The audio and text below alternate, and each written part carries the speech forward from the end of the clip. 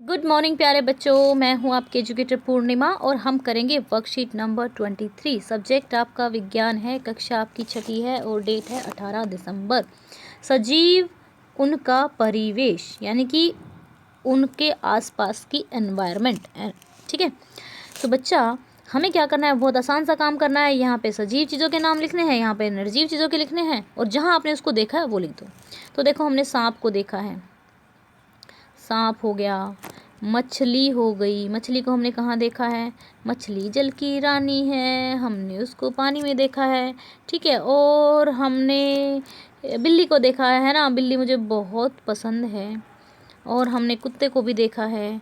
ठीक है, और हमने किसको देखा है, 5 हो गए हमारे हम। और ठीक है, और आप लिख लेना। तो हमने इन सभी को कहाँ पे देखा है, ज़मीन पे देखा है। ठीक है, और मछली को हमने पानी पे देख ही लिया। ओके, अब आपको लिखने हैं निर्जीव चीज़ों के नाम जो चल नहीं सकती। हम सारे काम करते हैं, स्कूल वाले लिख देते हैं। हमने पंखा देखा है ना, पंखा देखा है। और हमने क्या देखा है, कुर्सी देखी है। और मेज तो हमारा हो गया। हमने पेन देखा है और हमने कॉपी भी देखी है। ठीक है, ऐसे ही नाम लिख देंगे। आप अपने नाम लिखना, ठीक है, ये वाले मत लिखना, अपने नाम लिखना सोच के। ठीक है, तो चलो, अनुकूलन जिस विशिष्ट संरचना अथवा स्वभाव की उपस्थिति किसी पौधे अथवा जंतु को उसके परिवेश में रहने के योग्य बनाती है, उसको अनुकूलन बनाते हैं। तो बस आप अनुकूलन ध्यान रखो, मैं बताती हूँ अनुकूलन क्या होता है। ये ज़्यादा इन्होंने मुश्किल लिख दिया है। क्या होता है, देखो, हम लोग ना, मतलब हम क्या, हर प्राणी का शरीर परमात्मा ने कुछ ऐसा दिया है कि जिस भी एनवायरनमेंट में वो रहेगा ना, कोशिश करेगा मतलब अपने शरीर को उस एनवायरनमेंट के अकॉर्डिंग एडजस्ट करने की। अब क्या होता है, जैसे सर्दी आई हुई है ना, सर्दी में हम क्या करते हैं, ऐसे वैसे ऐसे करने लग जाते हैं ना। क्यों? क्योंकि मतलब हमें सर्दी लगती है तो हम वो नेचुरल होता है, ऐसा नहीं होता है कि हम जानबूझ के करते हैं। ठीक है, हमें मज़ा आता है करने में, ऐसे मतलब एक थोड़ा अच्छा फील होता है, पॉजिटिव सा, लेकिन वो इसलिए करते हैं क्योंकि हमें ठंड लगती है। और ऐसे करने से हमारा जो ब्रीदिंग रेट है वो थोड़ा बढ़ जाता है और हमारे शरीर में जो है गर्मी पैदा होती है, उससे हमें ठंड नहीं लगती। तो हम किसके अनुकूल कर रहे हैं अपने शरीर को, ठंड के अनुकूल। फिर क्या होता है गर्मियों में, गर्मी में आपने देखा है ना क्या होता है, हमें गर्मी लग रही होती है, फिर आता है पसीना, पसीना आने के बाद क्या होता है, हमारा शरीर ठंडा हो जाता है ना। तो ठंडा हो जाता है तो इट मीन्स कि हमारा जो शरीर है खुद ही उस एनवायरनमेंट गर्मी के अनुसार के अकॉर्डिंग अपने आप को एडजस्ट करना है। तो आप कह सकते हैं अनुकूलन एक तरह से एडजस्टमेंट होता है। ठीक है, समझ में आया? तो चलिए, अब जो हमारे जीव होते हैं ना, आवास, आवास का मतलब क्या होता है, रहना। किसी सजीव का वह परिवेश जिसमें वह रहता है आवास कहलाता है। तो कुछ जंतु जो हैं, वह पौधे व जंतु जो आकाश में गतिविधि करते रहते हैं। तो 2 के नाम लिखने हैं, 2 के लिख दो। मुझे तो बाज बहुत पसंद है, ठीक है, क्योंकि वो उड़ता रहता है। उड़ते तो सारे वही हैं, लेकिन वो सबसे ऊंचे उड़ता है इसलिए, और एकदम ऐसे सबसे अकेला उड़ता रहता है ऊपर सबसे, तो इसलिए मुझे बाज को देखना भी बहुत पसंद है और मुझे अच्छा भी बहुत लगता है।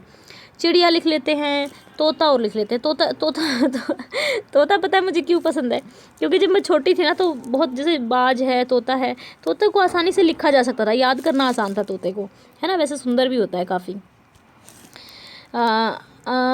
उसके बाद जलीय आवास, जल में कौन रहता है, मछली रहती है, मछली जन की रानी रहती है, जीवन जिसका पानी है। और कौन रहता है, वैसे तो सांप भी रहते हैं, मेंढक रहता है, मेंढक लिख लेंगे, और भी लिख लेंगे आप जो आपको याद आए। फिर चलते हैं स्थलीय आवास, स्थल पर पाए जाने वाले पौधे व जंतुओं का आवास। किन्हीं 2 स्थलीय जीवों के नाम लिखिए। स्थलीय जीव कौन कौन से है बच्चा, कुत्ता बिल्ली लिख देते हैं हम लोग, कुत्ता हो गया, भेड़िया हो गया, भेड़िया, शेर हो गया। ठीक है, ये लिख देंगे हम, आप अपने अपने लिखेंगे, मेरे वाले नकल नहीं मारेंगे। ठीक है, सजीव जीवों की उन विशेषताओं को सूचीबद्ध कीजिए जो उन्हें निर्जीव चीज़ों से अलग करती है। सजीव क्या होते हैं, लिख दो। जो सजीव, पहले हम लिखेंगे सजीव, आप लोग हेडिंग डाल लेंगे सजीव। फिर लिखेंगे वे गति कर सकते हैं, क्या कर सकते हैं, गति कर सकते हैं। ठीक है, वे वृद्धि कर सकते हैं, वे वृद्धि कर सकते हैं। ठीक है, और क्या कर सकते हैं, वे घूम फिर सकते हैं, वे चल सकते हैं। तो अब निर्जीव जब लिखे होगे ना तो वे गति नहीं, बस यहाँ पे नहीं आ जाएगा, गति नहीं कर सकते, वे वृद्धि नहीं कर सकते, मतलब वो गति अपने आप नहीं कर सकते। ठीक है, वे अपने आप गति नहीं कर सकते। तो और वे सजीव में लिख लेना, ये सांस लेते हैं, सांस लेते हैं, ये सांस नहीं लेते हैं, ये सांस नहीं लेते हैं। ओके बच्चा, अब आ गया अजैविक घटक। जैव घटक क्या होते हैं? हमने ना एक नाम दे दिया, मतलब जो चाहे कोई पशु है और चाहे पौधा है, कोई भी ऑर्गेनिज्म है, चाहे कोई भी जीव है, सभी जीव जिनमें जीवन है वो बायोटिक जैव कहलाएंगे। ठीक है, सभी जीव जिनमें जीवन है वे जैव कहलाएंगे। ठीक है, पौधे और जंतु। अब अजैव जिनमें जीवन नहीं है, मिट्टी होगी, वायु हो गया, वो अजैव हो गए। तो हम डायरेक्टली आंसर को छोटा लिखने के लिए जैव और अजैव, जैव जिनमें जीवन है, अजैव जिनमें जीवन नहीं है। ठीक है, तो यानी कि जो सजीव है वो जैव कहलाते हैं, जो निर्जीव है वो अजैव कहलाते हैं। ठीक है, तो ये थी हमारी आज की वर्कशीट। और एक और बात, जूम वैसे पता नहीं मैंने शुरू में बताया है कि नहीं, मैं भूल गई वीडियो के शुरू में मैंने क्या बोला था आप लोगों को, शायद तो बताया होगा, इंग्लिश मीडियम में बताया होगा शायद। जूम एजुकेशन 6, 7, 8 मैं भूल जाती हूँ रोज़ बताना।